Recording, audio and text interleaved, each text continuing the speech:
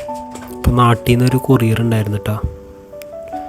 ഇപ്പോൾ കുറച്ച് പയർ പരിപ്പ് അങ്ങനത്തെ കുറച്ച് സാധനങ്ങളായിരുന്നു.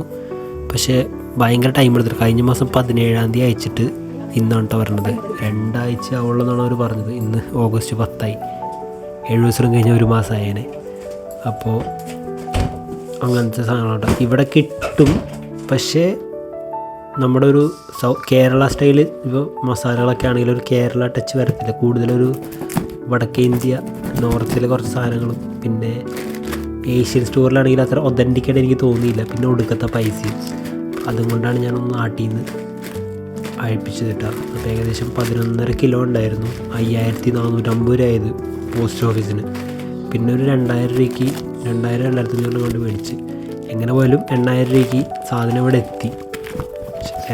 അങ്ങനെ നോക്കുമ്പോൾ ഇതാണ് ലാഭം. നല്ല സാധനവും നമ്മുടെ കേരളത്തിലെ സാധനവും കിട്ടും. റേറ്റും വലിയ സീനില്ല. കുറച്ച് അയപ്പിച്ചുള്ളൂ, കാരണം കുറേ വെച്ചിട്ടും കാര്യമൊന്നും